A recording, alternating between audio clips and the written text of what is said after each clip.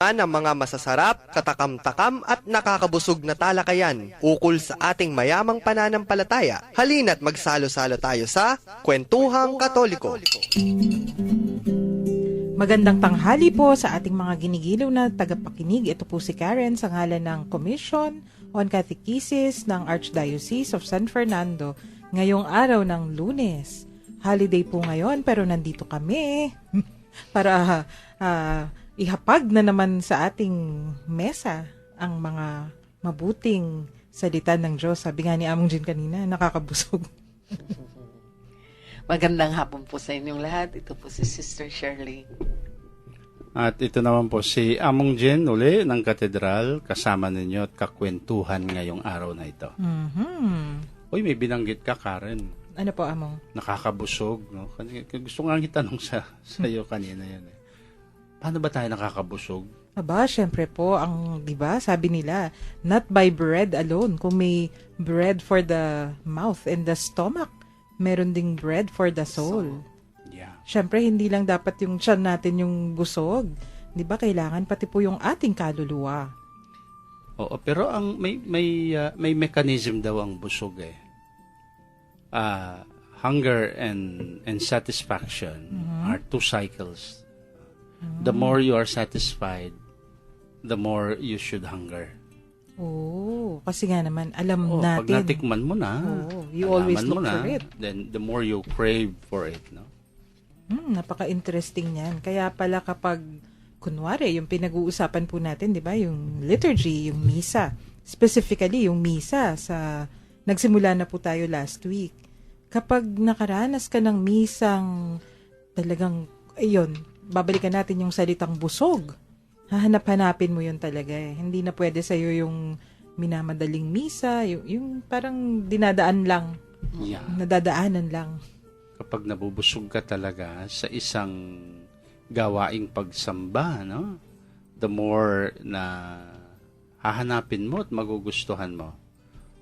It also works kapag hindi ka naman nabubusog sa isang gawaing pagsamba, di maghahanap ka ng iba. Kaya sa atin, no, it is always a task. Tayong mga agents ng liturgy, yun ang isa sa mga pinabubusog po natin. Hindi naman talaga tayo nagpapabusog. Alam mo, yung sa totoo lang, ang Diyos naman talaga nagpapabusog. No? Pero tayo ay mga kasangkapan. We are instruments of that kabusugan. Ay, opo. Sa atin bilang mga agents of the liturgy, sa ating mga salita, sa ating mga ideya, sa ating mga paggalaw, sa ating mga pag-share, sa ating mga pag-awit, yung pagbalangkas ng mga gawaing pagsamba or liturgical celebrations, doon kumikilos, nagiging kasangkapan yun ng pagkilos ng pagbubusog ng grasya ng Diyos sa mga nakikibahagi dito. Kaya ako nasabi yung kasi meron ako na-encounter na mga sinasabi nila eh. Among, hindi po ba ang misa, yun naman ang pinupuntahan mo, ang Diyos, pag pumasok ka sa simbahan? Hindi naman yung pare, hindi yung choir. Sabi ko, ano ibig mo sabihin? Kasi po, sabi niya, may mga ibang nagsisimba. Sabi nila, ay, gusto ko dun sa ganito dahil, bakit? Kasi po, mas organisado doon. O kaya, mas magagaling umawit po yung koro nila doon. Sabi ko, kung nakapokus ka nga lang talaga dun sa koro, kung ang boses ang hinahanap mo, ay mali yun. Pero remember, ito yung pangkalahatan. Kung may napupulot ka talagang something na nakakabusog, hindi lang yung sa ganda ng boses, no? O kaya, meron nga dyan, sabi ako, doon ako nagsisimba dahil gwapo po yung pareng nagmimisa doon. Ay, sa amin ba yun? Sa katedral yun? Sana doon. Hindi, no? Biruan lang. Pero, kasi sasabihin, ayoko magsimba doon sa ganito dahil ayoko naririnig yung sinasabi nung pare, no? O kaya mayroong hindi ako nagugustuhan doon sa balangkas na nangyayari doon sa sa gawaing pagsamba dahil diyan na pumapasok talaga yung we are forced to think, no? Totoo nga ba 'yon? No? Among, parang may halimbawa na kung allegory ba yun? Kung ano yung tawag. Kasi kung naiisip ko lang po, di ba, kapag kumakain tayo sa restaurant, may mga restaurant na ang sarap-sarap mag-serve ng yung luto. Oo. Pero kung minsan yung servers, ang bagal, may pagkamataray, hindi ka mag-e-enjoy. Right. O kung minsan Kasi naman, yung pagkain kasama yes, lahat, the art of eating. the whole experience. May mga restaurant naman na okay lang yung pagkain, yung ordinary, regular. Pero ang ganda ng ambience, tapos yung mga servers, napaka magiliw. Tapos pagpasok mo pa lang, may refreshment ka kagad. Kung minsan, di ba, may drinks na lemon water. Tapos bago ka umalis, may giveaway sila na, ano lang naman trinkets, nothing malakihan. So, mas mag-enjoy ka doon. Alam mo, ang tingin ko sa ganun, pag sinasabi nila yung, totoo naman, no? Sabi, hindi naman yung pare ang pinupuntahan, ang Diyos ang pinupuntahan mo. Hindi naman ang atmosphere ng simbahan, o hindi naman yung mga nagsiserve ang reason kung bakit ka nagsisimba. Pero ako naman, mayroon akong counting reservation doon. Totoo, kami mga instrumento, no? Tayo lahat ay mga kasangkapan. Ang paring nagpe-preside sa pagsamba, ang mga ministrong iba, yung mga nagpapahayag ng pananalita ng Diyos. Kung makikita mo naman, kung ginagawa naman nila, no, sa kabila ng kanilang limitations, yung kanilang dapat gawin, they try their best, no? Okay lang. Kasi talaga naman ginagawa nila yung makakaya nila. Kung mayroong mga kaunting pagkakamali, may kaunting disorganization, paminsan-minsan, that can still be corrected. Pero kapag halimbawa yung ang focus mo dito ay yung nagpe-preside sa misa naman, ay hindi mo na talaga napupulutan either sa kanyang pagsasalita, no, ang kanyang the way he conducts the celebration ay talagang hindi na parang hindi mo na makorek, no? Ito yung sumasakit na yung ulo mo o kaya kung ano-ano yung mga naintindihan mong hindi maganda, kung mapasok sa isipan mo, no? Hindi ka na makapag-focus sa gawaing pagsamba. Doon ko niisip yung baka tama din naman, no? Kasi you have the right na maghanap ka ng tamang kasangkapan kasi baka mali na yung kasangkapan. Parang ganito, no? Yung kung sabihin natin sa pagsimba natin, sa pagsamba sa Diyos, ang tubig, alimbawa ang Diyos, ang tubig, ang dalisay na tubig ay siya yung tinatanggap natin. Tayo, ang mga pare, ang mga ministro, ang mga ibang kasangkapan, tayo yung tubo na dinadaanan, na dinadaanan, no? Nagdi-deliver. Masarap yung tubig, malinis yung tubig, sariwa yung tubig, no, Sister Shirley? Pero, kung malinis din yung tubo, maganda, maiinom mo. Kung kalawangin na yung mga tubo, may mga diferensya, may mga bara, may mga, di syempre, maghahanap ka ng ibang, saan mo makukuha yung the same water, ibang tap lang. Tama.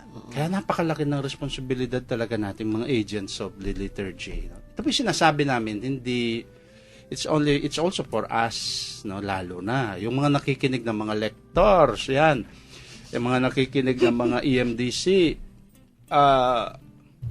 ang ganda po ng ating misyon. It's a very noble task.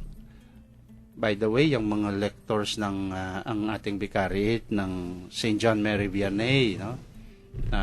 Sabi nila makikinig daw sila ngayon. Binabati po natin sila lahat. Hindi ko na lahat ang mga pangalan, pero ito yung mga tagapagpahayag ng pananalita ng Diyos dito sa ating bikaryado ng San Juan Maria Vianney. Talaga naman dumadami yung ating mga tagapakinig.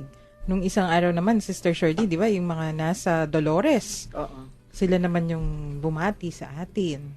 Among, kung ganun po yung ating sinasabi, kaya pala yung liturgy, especially yung misa, yung banal na misa, kaya pala may mga tuntunin talaga. Hindi lang basta-basta sinabi natin, okay, First part, Liturgy of the Word. Second part, Liturgy of the Eucharist.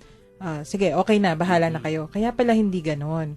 Kaya pala each step, each gesture, yung mga kilos na ginagawa, yung simpleng sign of the cross, yung mga genuflection, yung mga bow, kung almost measured pala yan. Oo. Hindi naman yun puro mga, sabihin natin in the bad sense ng arte. No? Hindi yan puro mga kaartehan lang, no?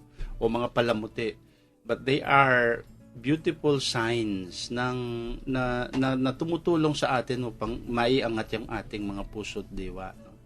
Hindi lang mga inventado. No? Kung hindi, they were put there upang maging balangkas mismo ng pagkilos ng sambayanan sa pagsamba sa Diyos. No? Kaya pati yung paglakad, no? Yung mga ganyan, although sometimes you may be very, very particular dun sa mga ganon, sasabihin nila, ang selan naman, no? Bakit kailangan pang ganito? Yun po ay just to ensure na hindi basta-basta kanya-kanya kung anong mangyayari, no? Kaya, alam nyo, sa misa, no? Mayroon tinatawag tayong mga rubrics. Yes. Yung pong rubrics, kasi ngayon hindi na piniprint yung sa Kapampangan kasi lahat itim yung letters natin, walang rubrics yung iba. Dapat may pula Yung pong rubrics, ibig sabihin po ng rubrics galing po sa salitang Latin. Oy, Father Ed, rubrics. Nakikinig po siya mo. Kasi rubium is red, no? Ibig sabihin pula. Kaya yung rubrics po, yun yung mga, di ba, pag may libro ka lang ng liturgy, nakasulat po sa red letters. Yun ay mga instructions. Hindi po binabasa yon ha. Yun lang pong, halimbawa, nakalagay doon, pag consecration, he took the bread. Tapos may rubrics doon. It says, with his two hands, the priest will pick the bread. No? Sasabihin po niya yung, i-guide niya yung nagse-celebrate, doon ano yung magiging dapat na action na gagawin niya. Kaya pala among sa katotohanan, 'di ba? Sabi po ninyo, yung mga patakaran o yung mga tuntunin, hindi lang yan basta-basta. Actually applied sa buong mundo. Kaya pala may tinatawag tayo yung general instruction on the Roman Yes, on Missal. the Roman Missal. Isa po yan dun sa mga gumagabay sa atin upang ating maipagdiwang, halimbawa, ang banal na misa na may pangkalahatang kaayusan. Yung the same. Kaya halos kung saan ka magpunta, Pilipinas, mayroong parang there's always a general structure. Pati action. Kaya pala, yung kahit saan tayo magpunta, pare-pareho yung misa. Kung sinusundan din naman. Maya-maya, pupuntahan po natin yung kadugtong ng kwentuhan natin kahapon. Ay, nung Friday pala.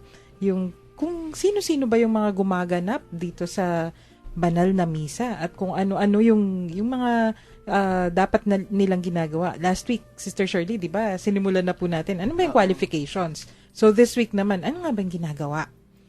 Okay. Pakinggan, pwede po i-text sa atin yung mga tanong, yung mga nais ikwento sa atin pong mga texters. Maaari po ninyong ipadala sa mga numbers na ito. Sa Smart, 0918-351-8282, 0918-351-8282, at sa Globe, 0917-363-3738, 0917-363-3738. Text po ninyo yung inyong nais ipaabot sa atin habang tayo'y nakikinig ng itong magandang tugtugin.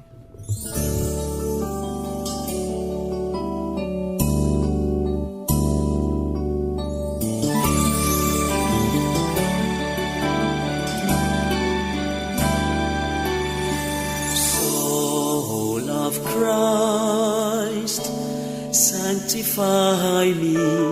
Body of Christ, save me. Water from the side of Christ, wash me. Passion of Christ, give me strength.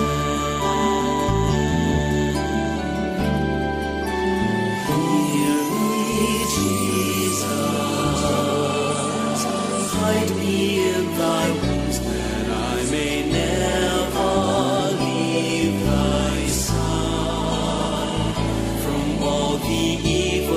that surrounds me defend me.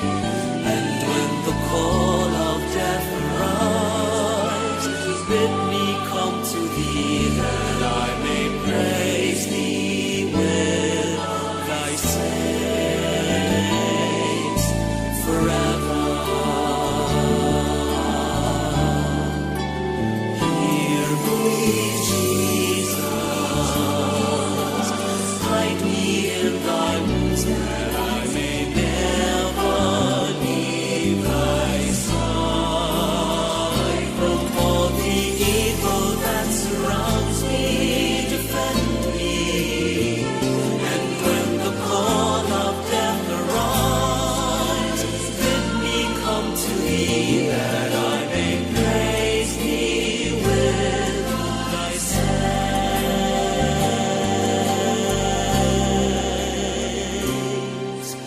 forever.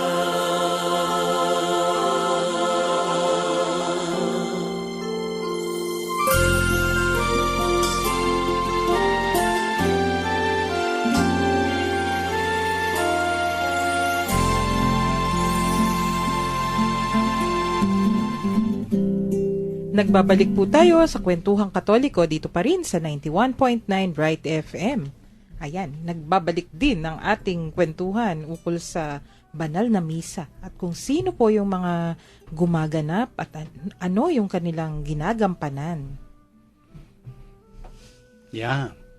Aparte doon po sa mga pare, no? Alam na natin yung mga pare is isa sa mga tawagan nating principal, siya ang presider sa mga gawaing pagsamba. Then we also have the participation din ng mga iba't ibang laiko. Ilang beses nating inuulit-ulit yan, no? Yung mga sangkap na mga iba't ibang ministries, yung mga tumutulong, gumaganap sa pagsasagawa ng ating gawaing pagsamba. At nung isang araw nga napag-usapan, naumpisahan na natin, no, yung isa dun sa mga sikat, no, sa mga ating kasama sa pagmimisa na alam ng lahat ay ang mga tinatawag nating mga lectors. Yan, si Sister Shirley, si Ching Shirley Kwan yan lector yan ng cathedral. Pero nag-ano siya? Nag-self-exile? Kasi daw po napipilipit yung dila. Pampangan na. Oo nga naman namon kasi hindi naman lahat ng tao sanay magbasa ng Kapampangan, di ba? Nung nag-aaral naman tayo, walang subject na Kapampangan. Ngayon na lang yan yung sa mga bata. Yung a good part po ng misa ay yung, kasi may mga parts ang misa, no? Yung sa liturgy of the word, sa liturhiya ng salita.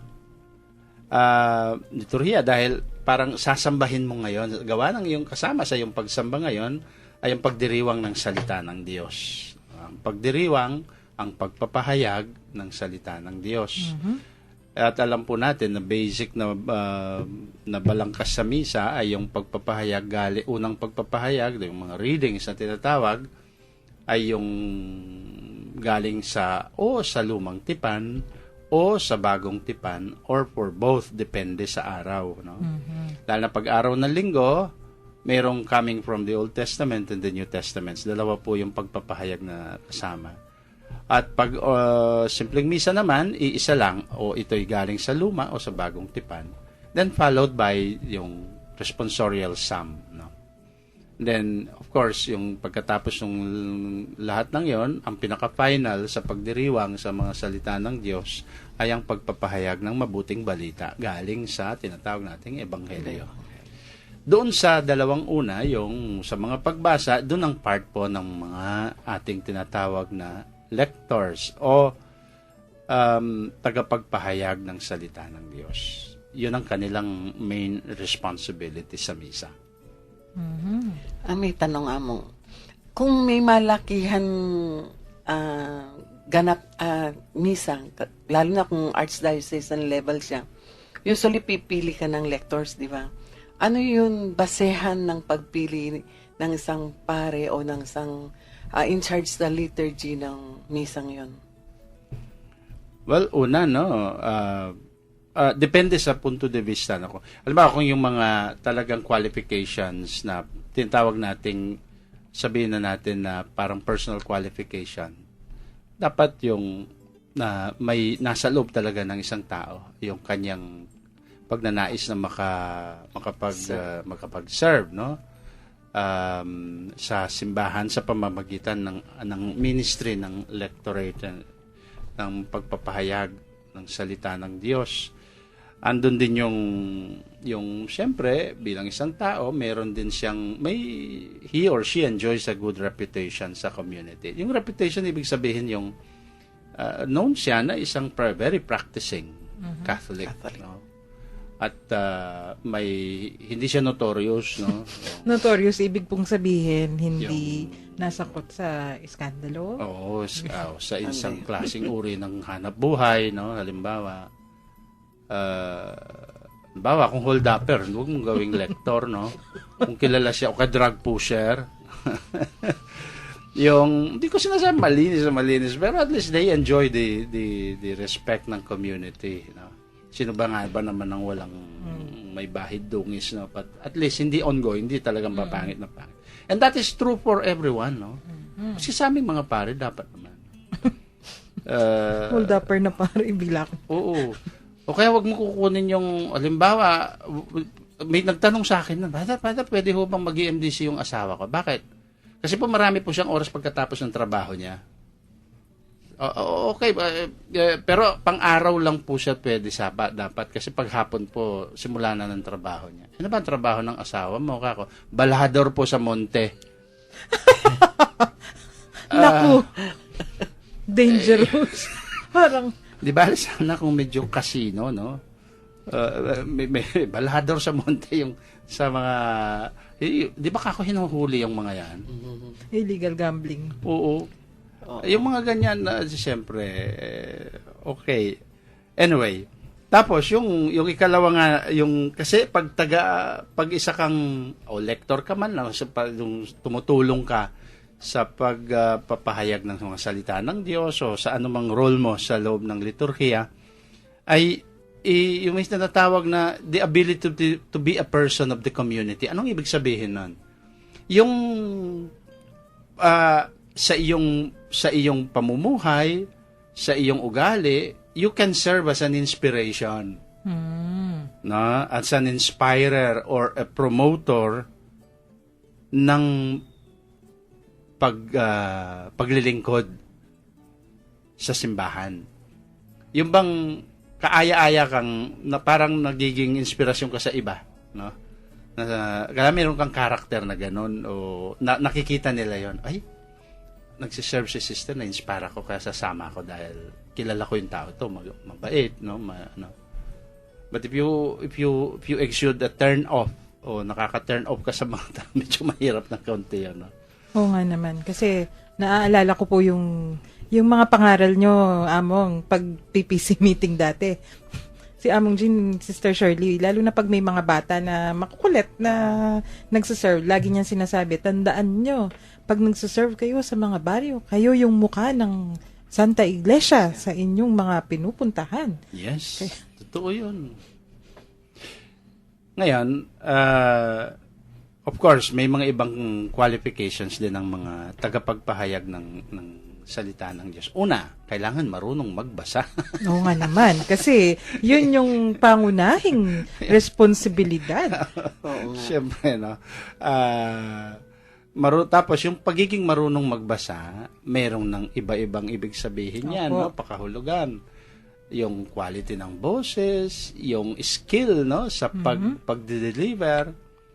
Ito naman ay mga bagay na pwedeng matutunan. Skill. Skills yan na pwedeng matutunan. Mayroon mga naman kasing taong by nature magaganda yung mga boses, no? Katulad ni Miss Karen. Akala ko ni Among Joe. may mga natural voice na maganda yung presentation. At tapos yung meron din yung pagnanasang matuto. You know, importante yan, no? Maski sa lahat ng mga naglilingkod sa simbahan, the humility, ibig sabihin di humble ka pag gusto mong matuto eh. Opo. No? Yung the capacity and the willingness to learn. Kasi po pag sa learning, may proseso ng para matuto ka, no? Yung makita mo yung ano ba yung kulang sa iyo. Then you have to have the humility na pag nasabihan ka, ito dapat ganito ang pagbigkas, no? Ganito ang attitude, ganito yung bearing, no? Sabi, Father, meron ho bang requirement sa height ang mga nagbabasa? Wala naman. Mataas ang mga altar, no? Kaya kikita sila doon. Pwede namang lagyan ng tuntungan kung maliit eh. Pwede. Parang yung mga bata. Yes. Tama among yung willingness to learn. Naalala ko po kasi sa campus ministry, no, sa paaralan, sa university. Syempre pag una kang volunteer, pag students, di matataranta ka pag may mga solemn high mass. Darating yung ganito, darating si cardinal, darating si kung sino man. Yeah. Yung pangaral doon sa amin, nung nag-aaral pa po kami, laging sinasabi, hindi naman kasi kailangan brilliant ka. Kailangan lang may willingness to learn ka. Yes. So, yun po ba yun? Yun yung sinasabi ninyo na kailangan lang talagang alam mo kung ano yung malalaman mo kasi gusto mong malaman. Yeah. Kasi pa naman ang pagpapahayag ng mga salita ng Diyos ay hindi simpleng pagbabasa lang eh. At ito ay proclaiming, no, pagpapahayag.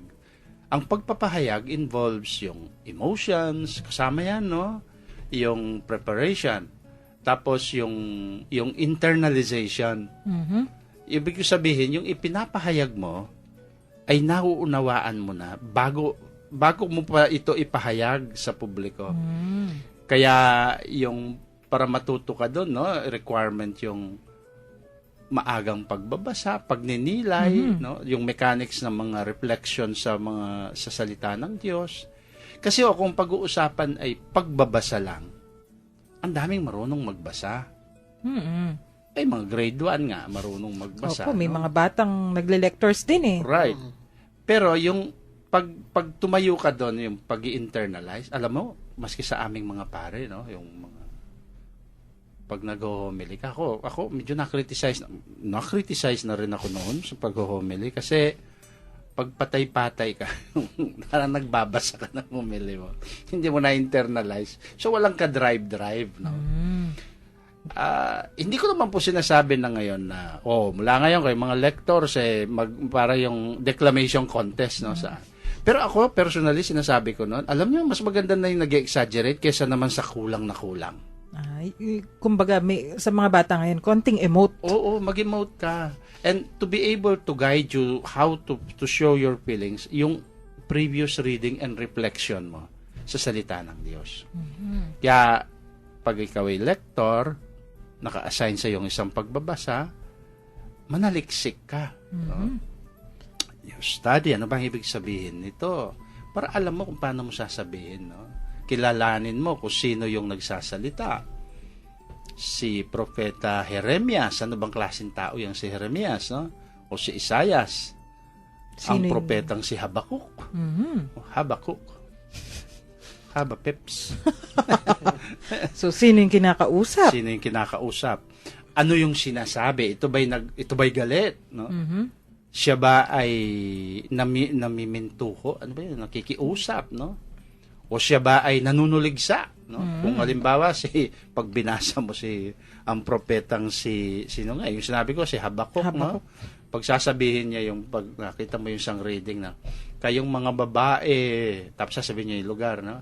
Para kayong mga mukhang bakang pinataba, pag umasta. Yan, paano mo sasabihin yun, no? May kaya, the willingness to learn, hindi lang po academically o sa pag-iisip, kung hindi, the willingness to learn from in your heart.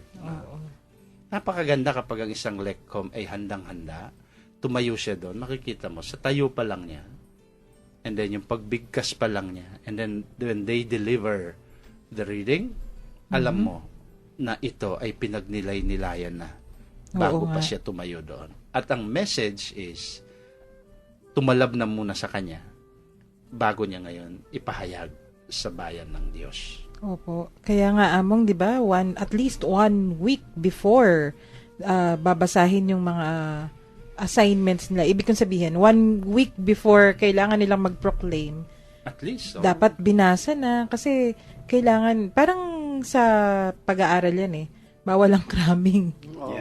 Kasi nga Bawal. naman, kung binasa mo the night before, paano mo pa mapapag-aralan? Paano mo mai-internalize? At kung medyo mahirap, kasi di ba may mga babasahin na mahirap talagang intindihan kung di mo talaga sinaliksik. Kasi nga naman, ano yung konteksto? Ano yung nangyayari nung panahong yon? Bakit na isulat? Kunwari, pag si Propeta Isaias, marami forceful yung kanyang mga sinabi.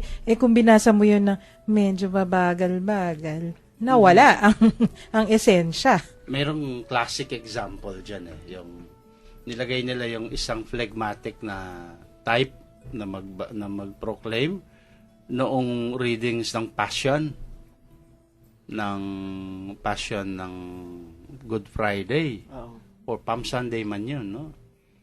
Siya yung napatapat doon sa he will take yung role ng crowd.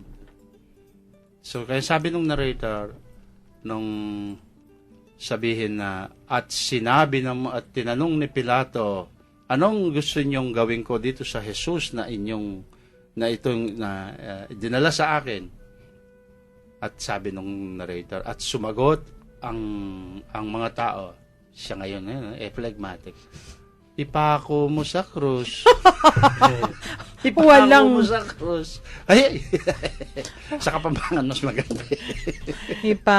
Making cruz. Yeah. Wala na. Nawala yung saysay. Naku, hindi nga po pala pwede talaga. Kailangan, yun nga, emote kapag ganyan yung mga phrases na bibigkasin. Ako nga may mga practical advices ako sa mga lekkom, lalo na sa mga babae, kasi mas sa mga lalaki. No?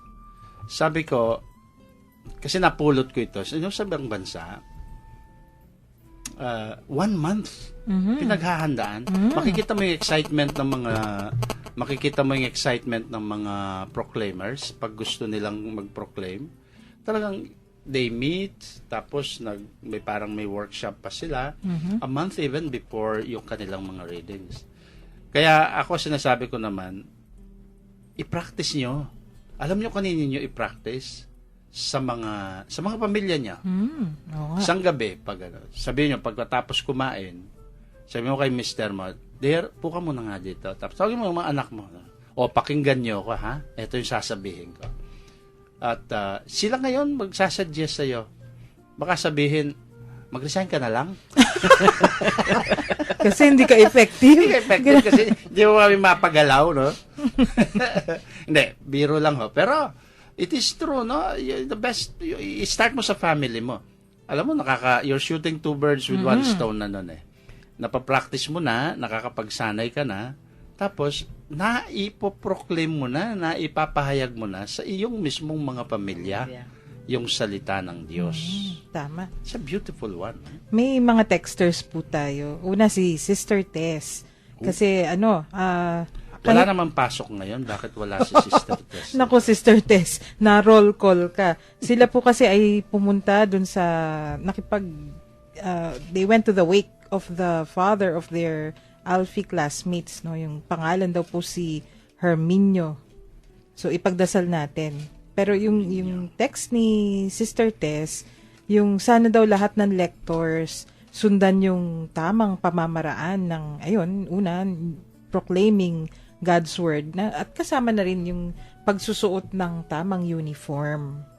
Tapos sabi niya, naalala lang niya kanina yung pinag-uusapan natin, she was so blessed daw to be chosen by their parish priest to be a commentator during the 2010 VDLR coronation. Tingnan mo, 2010 pa, pero talagang Tanda pa niya, tanda pa niya, ramdam na ramdam. So, blessing nga talaga yung Naalala ko tuloy yung sinabi ni Sister Netchim Baby, no? Sister Shirley, nung a few days ago, na ang paggalaw ang pagiging lekkom halimbawa ay isang privilege, no? Oo. It's not a right. It is not a right. Ito'y pinagkaloob sa'yo.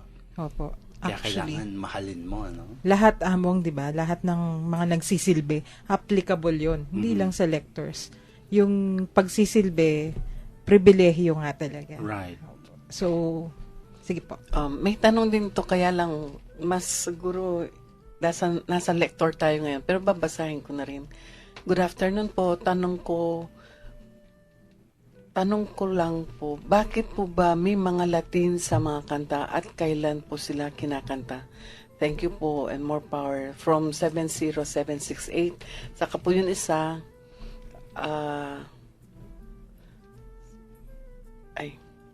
mali. Our life goal is not to impress others but serve others. Ano po ba ang mga tungkulin ng mga altar servers? From San Vicente. Server siguro Paris. yan, no? Servers, oo. So, pagdating na lang natin doon. Yung pong unang katanungan kung bakit may mga Latin parts ang misa, ay alalahanin po ninyo bago tayo nagmimisa sa English at sa Kapampangan at Tagalog, ang liturhiya noon ay umabot sa atin sa salitang Latin. It is because it is the language of the church at that time. It was the official language of the church at that time. And also, we might still say it's still the liturgical language. No? Kasi doon po yung mga documents. Now, ngayon, may mga parts ng mga Latin, pwede po yun. It's, kasama na yun ng, maskin bawa, English ang misa, but maybe to add color, no? May room naman po for initiative and creativity to a certain extent sa pagsasagawa ng mga liturgical celebrations. Basta huwag lang silang bagay na kukontra mismo doon sa that they do not become really directly contradictory or contrary to the norms na nakasaad. Pero halimbawa, yung mga Kyrie eleison, ng Greek nga yun, Agnus amo. Dei. Actually, Kyrie eleison po, hindi Latin, no? Yun po yung Griego, sorry. Thank you, Karen. Nakikinig ako. Kahit hindi ko teacher si Amo. Oo. Kala nga nung iba, tinatawag daw ni Kyrie si Nelson. Yung Agnus Dei, yung Sanctus, yung Gloria, yung para yung taste po for more solemnity, siguro for more beauty and an added, parang added flavor yun. No? Kasi may mga communities na, pero halimbawa, ang community mo, hindi nila na-appreciate yung Latin. Depende din ito sa, sa celebrant o sa isang nagpe-preside o sa isang gumagawa ng liturgical celebration. Huwag mong ipilit. May isang tanong na related din. Kanina pa yun na send. Sabi niya, di ba po vernacular na yung mga misa? Bakit po yung mga Latin phrases na titira? Yun yung sagot. Sa tingin ko rin, Among, pero tingnan po ninyo kung tama kasi universal language pa rin ng Santa Iglesia, yung Latin. So, kailangan may link pa rin tayo, kumbaga, kung, di ba, kung universal business language, English, na lahat natututunan. Kahit papano, paminsan-minsan naman, mag-Latin din tayo. Right. At saka, yung naman pong tignan ninyo, pansinin niyo, yung mga parts na ini-include sa Latin sa mga misa, ay yung mga alam na din po ninyo. Halimbawa, yung Sanctus, hindi naman po natin pwedeng awitin yun sa umpisa. Hindi kayo maguguluhan, no? Pag halimbawa, and with all the choirs of angels, we sing. Tapos sinawit Sanctus, it means yung holy. Yun. Yung Agnus Dei, yun ang Lamb of God. Yung Pater Noster, yung Our Father. So, maski po parang banyagang Latin, pero alam naman natin yun ang inaawit mo. So, in fact, yun ang beauty ng it goes beyond borders, no? Opo. Ang inspirasyon ng, ay, alam mo, yung going beyond borders na yan, kinikilabutan ako ngayon, no? Siguro, may CR ba dito? Hindi. Naalala ko nung it was my first visit sa Lourdes in France. No?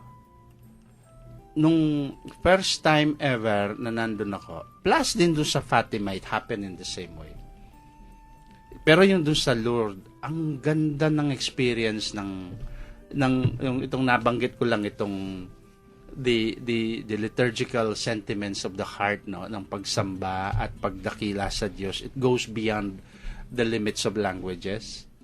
Noong magmisa, actually ang misa, nung dumating kami, a French bishop was celebrating the mass, no, yung Le Seigneur soit avec vous, yung mga ganun-ganon.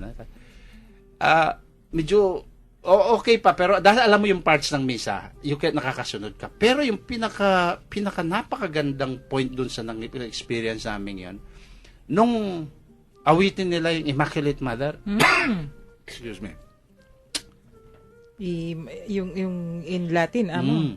Hindi, inawit nila sa French. Sa French. Lahat ng mga nandun, hindi naman mga French, sumagot ang mga tao sa kanya-kanyang mismong version, language. Marinig mo yung Kastila, marinig mo yung Italian, yung mga Ugandans na nandun sa tabi, yung iisang tono, singing them in different, may Chinese, may Koreans. Talagang, ang pakiramdam mo this is the act of worship na really it goes beyond. Kay Latin, kay basta ang puso ang nakakaunawa. Ang Diyos ang nakakaunawa. We praise as one. Oo, totoo yun. Singing. Doon ko lang narinig yung... Ako, inawit ko Kapampangan. Tapos, sa bandang huli, nag-i-English ako dahil nakalimutan ko na yung second phrase ng Kapampangan. Naku, nakaka-relate tayo. Makaka-relate ka pa din. No? Oo nga. Naku, may magandang text pero babasahin natin mamaya pagkatapos ng isa pang magandang awitin.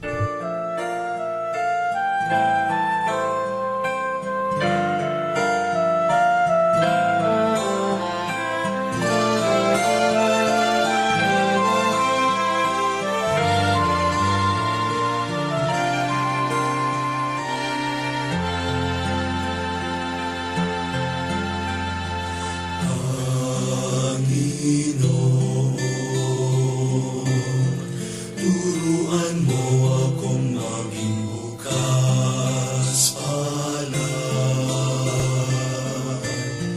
Turuan mo akong maglingkod sa iyo, na magbigay ng ayon sa naranapan, na walang hinihintay mula sa'yo, na mag-ibag ang di inaalintanan,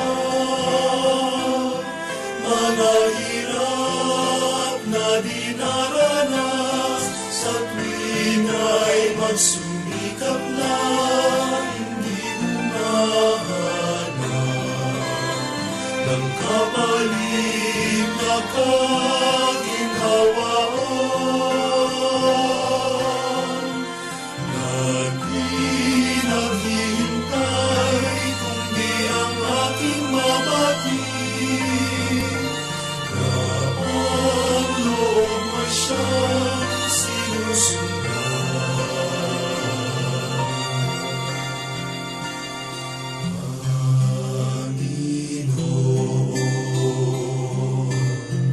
Turuan mo akong maging bukas palad. Turuan mo akong maglingkod sa iyo, na magbigay ng ayon sa nararapat, na walang hinihintay mula sa'yo.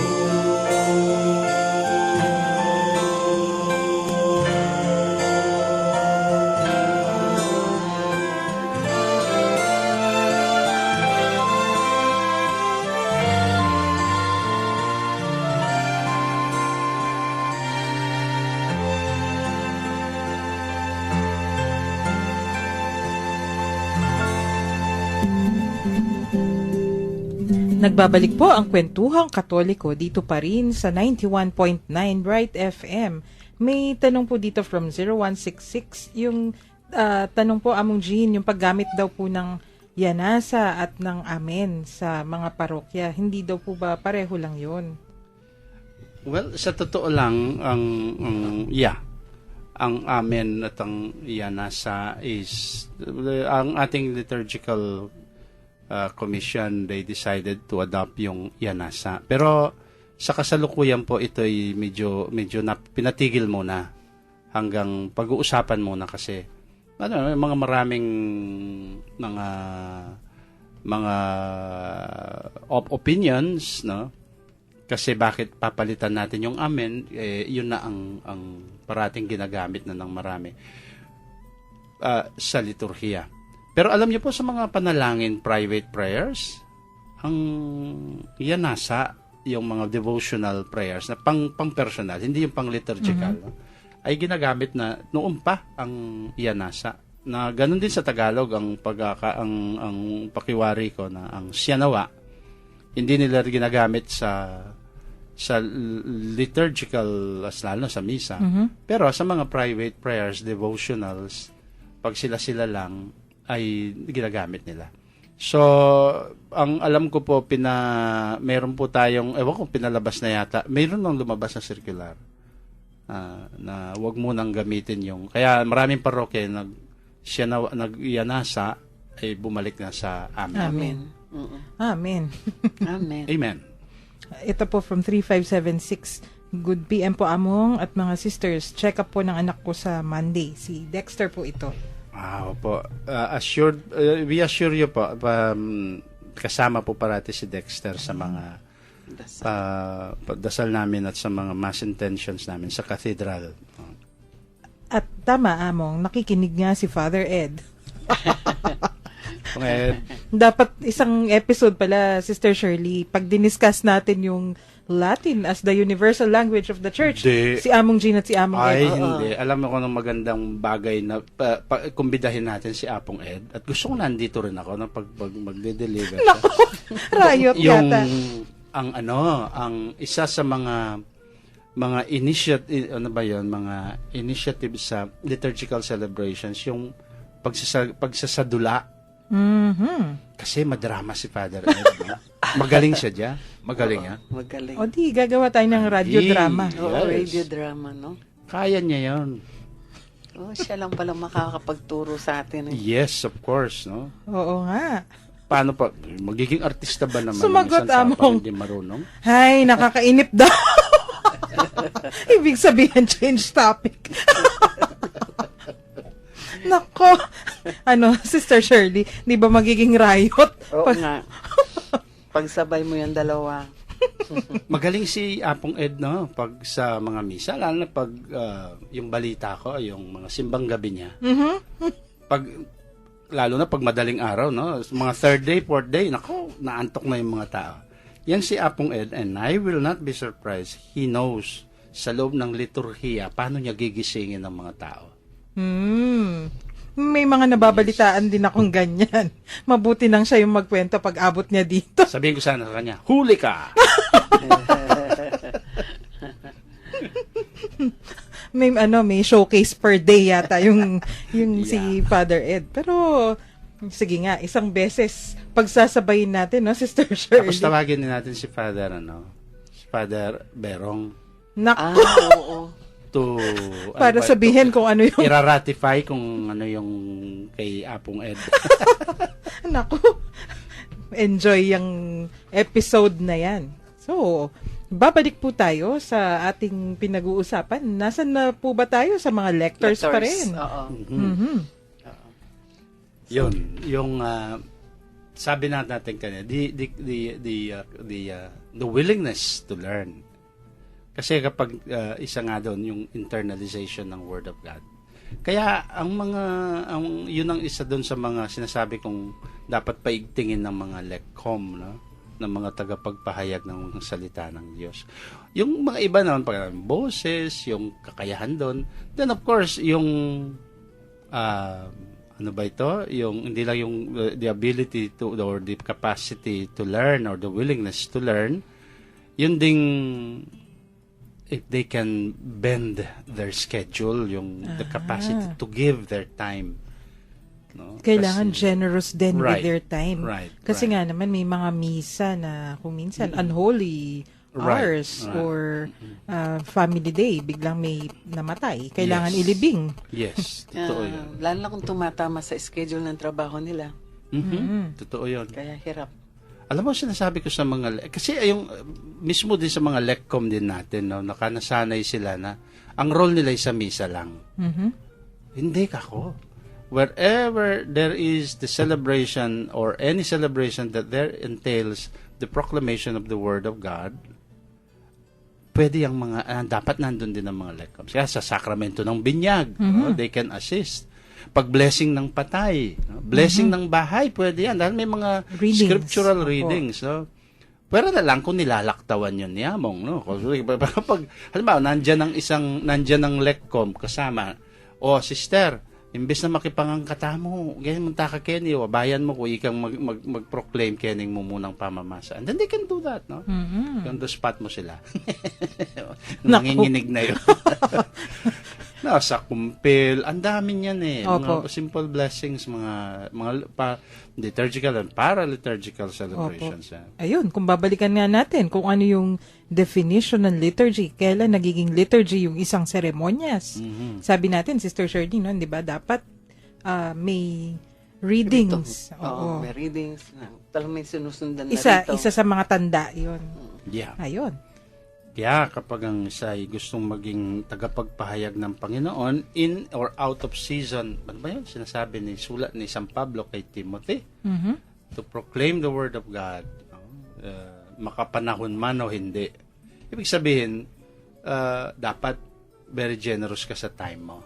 Come rain or shine. Oo. Yung ang tawag ng paglilingkod, no, kailangan ka doon. Isa doon po yun din sa tinitignan din dapat. Kasi kung wala siyang time, very, very limited din yung magagawa niya, no? Hanggang baka sa misa lang. Alam niyo doon sa dati kong parokya noon sa San Matias, may mga tinatawag akong deadly choir. Meron akong tinatawag na deadly choir, deadly LECCOM, at deadly EMDC. Anong mga ito? Specialization nila sa mga paglilibing yan. Kasi sila may time eh. No? Tumatawa kayo pero yun. O tapos may libing. O tawagin yung mga deadly. Yan darating na yan. Yung may mga, kaya yung iba na-memorya na nila yung mga readings para sa patay. Minsan, nagbe-bless kami ng patay. Nakita ko hindi ko na nasasabihin, baka nakikinig. Hoy, sister, sabi ko, ikaw mag-proclaim yung king sa Book of Lamentations. Walang tingin sa libro, Memorya.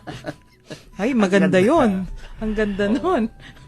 Kahit mag-brown out, kahit kayang isagawa. Sa katedral nga, meron na tayong mga mga specialized na sa mga binyag. No? Binyag, oo. Yan ang parating maaasahan ng mga yan. Maganda nga po yun kapag yung mga lectors may specialty na kasi alam na nila come rain or shine nga o brown out or not o kung ano man yung mangyari. Tsaka tulad po ng sabi natin kanina, 'di ba? Kailangan kasi na internalize mo kung ano yung pinoproclaim mo. Yeah. Sana yung mga may flexi time, mag-volunteer sila. Oo nga. Masama sila. Mas Actually, kailangan, oo. 'Di ba, open po yung recruitment ninyo ngayon, Sister Shirley? Open parati naman, hindi naman nag-close yan. Ayan. Pwede na po tayo mag-recruit kasi oras na nating mamaalam muna eh. Pero bago yon, mag-recruit muna tayo sa mga nais sumali sa lectors. O kahit na hindi ho lectors, pwede po silang sumama. Kahit na bata, kung let's say lalaki sila, sama sila sa nights. Sa mga Nagre-react yung nights, sa kuro. mga comi, ganon. Lector. Sabi niya, bata kasi baka mag-apply 7 taon no. ako, naloko na ako.